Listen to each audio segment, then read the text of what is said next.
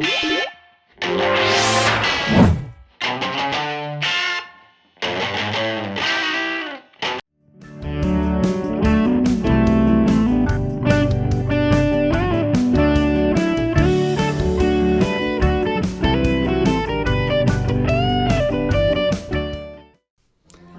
Craig from Weeping Willow Guitar Lessons here.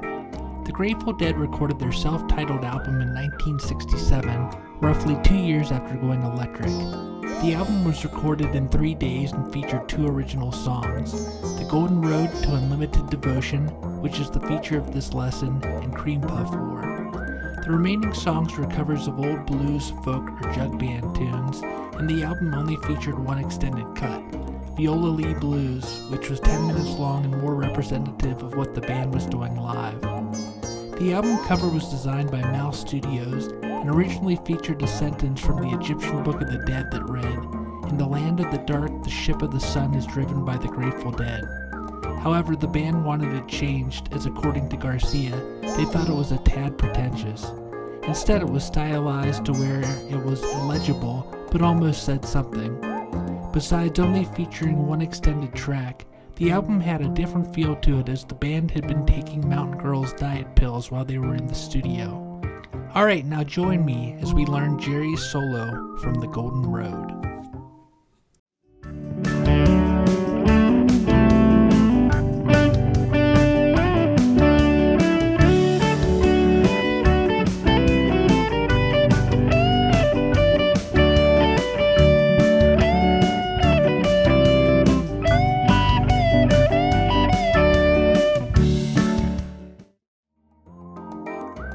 If you like this video and would like me to keep making more videos like it, subscribe to my channel, hit the like button, and share this video. Thanks.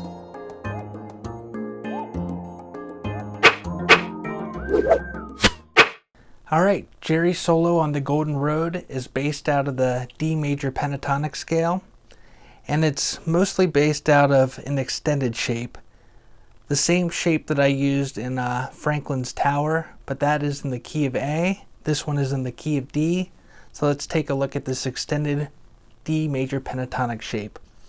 We're starting on the 5th fret of the 5th string, and we have D. Then we have E, 7th fret of the 5th string, that's the 2nd. Then we move up 2 frets to the 9th fret of the 5th string, F sharp, that's the 3rd. Then on the 7th fret of the 4th string, we have A, the 5th. Then 9th fret of the 4th string, B, the 6th. And then the 3rd fret, or the 3rd string, 7th fret, we have D, the root again. Now we're up an octave. Then on the 9th fret of the 3rd string, E, our 2nd. Then we move up 2 frets to the 11th fret of the 3rd string, F sharp, our 3rd. Then we have the 10th fret of the 2nd string, A, our 5th. 12th fret of the 2nd string, B, our 6th. Then we have a root, D, 10th fret of the 1st string. Now we're up 2 octaves higher than we began. 12th fret, E, on the 1st string, our 2nd. Then we have F sharp, 14th fret of the 1st string, our 3rd. So if we play all that together, we have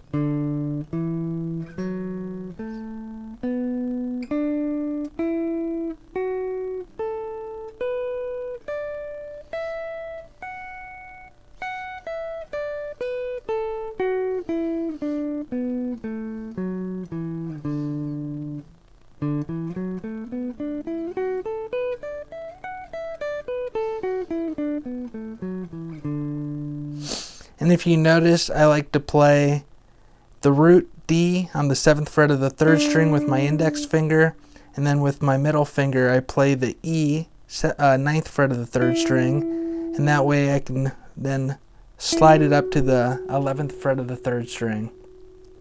Then I'm in position to play the rest of it. Alright, then for the end of the solo, we're going to take a look at this fragment of the D major pentatonic scale, starting on the 15th fret of the 2nd string. So we have the root, then on the 17th fret of the 2nd string we have the 2nd, Then on the 19th fret we have the 3rd. Then we move to the 1st string, 17 to 19, 5th, 6th.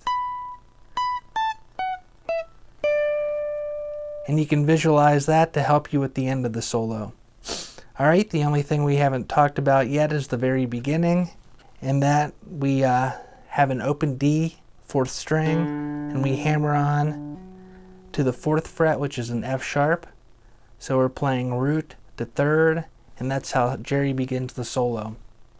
So if we take a look at the solo, we're starting with measure 1, and we come in on the and of beat 2 with our open 4th string. We hammer on to the 4th fret, F sharp, and hold that for 2 beats. So we have 3, 4, 1, 2.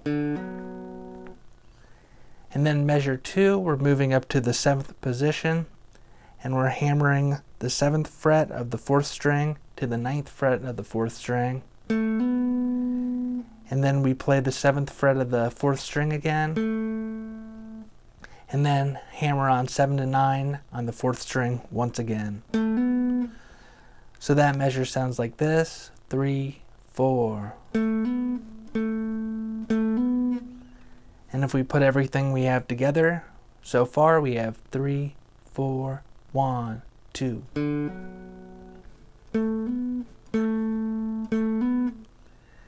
Third measure, we rest on the 1st beat, then we play the 7th fret D on the 3rd string. Just a quick note, it's called staccato. And then we rest, and then we play it again, and this time we hold it out.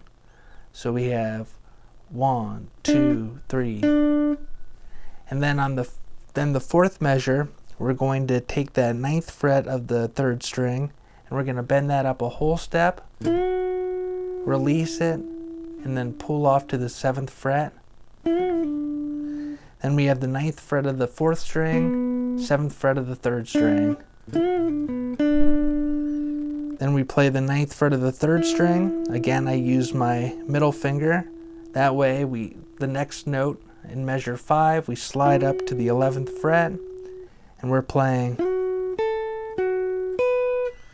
So that's the 11th fret of the 3rd string, 10th fret of the 2nd string, 11th fret of the 3rd string, 12th fret of the 2nd string. Then we have 11th fret of the 3rd string again, followed by the 10th fret of the 2nd string. Then we're going to hammer on 10 to 12 on the 2nd string. Then we play the 11th fret of the 3rd string, followed by 10, 11, 12 on the 2nd string. So we're walking up chromatically to the 12th fret of the 2nd string, B, which is the 3rd of a G chord, which is now what we're playing over. So if we start from the 5th fret, we have this: 3, 4.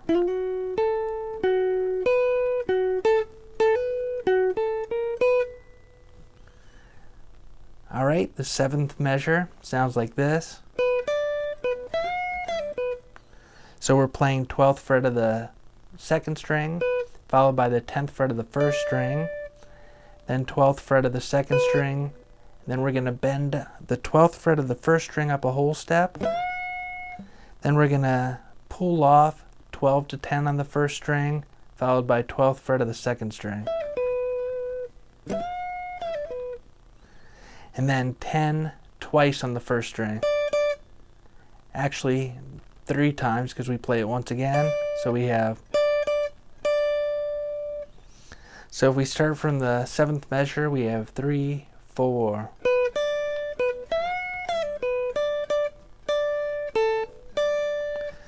So now we hammer on the 10th fret of the 2nd string to the 12th fret, then play 10th fret of the 1st string, hold that for 2 beats. For the first 2 beats of the 9th measure, and then we're going to bend the 12th fret of the 1st string up a whole step and hold that for the second 2 beats of the 9th measure. So we have, here's the 8th and 9th measures.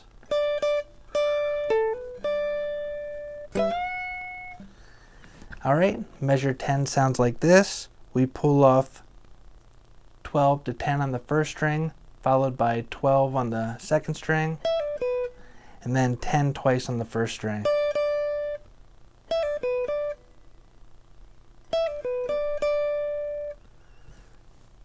Alright, so starting from the 8th measure again, we have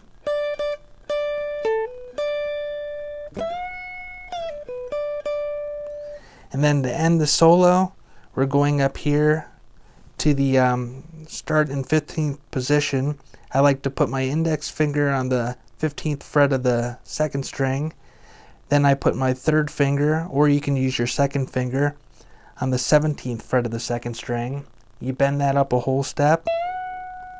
Then you grab the 19th fret of the first string, release that, then 15, 17, bend up a whole step, so we have, grab that 19th fret again on the first string, then 17th fret, it's already bent, we release it, and then play 15th fret of the second string, so we have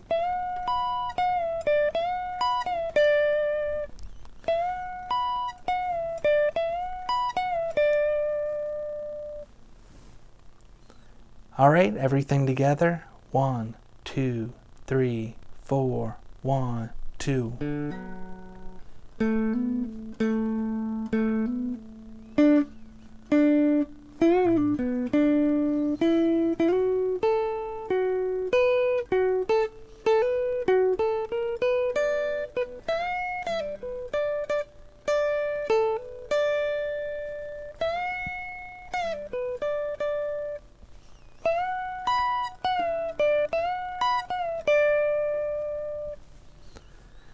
Alright, so you can see how Jerry's playing developed a lot over the years. So this was about 2 years after they went electric. And this is a great solo for anyone who's kind of newer to lead playing or just would like to be able to get a Jerry Garcia solo under their fingers from beginning to end. This is a great one. Alright, let's check it out with the click track. 1, 2, 3, 4, 1.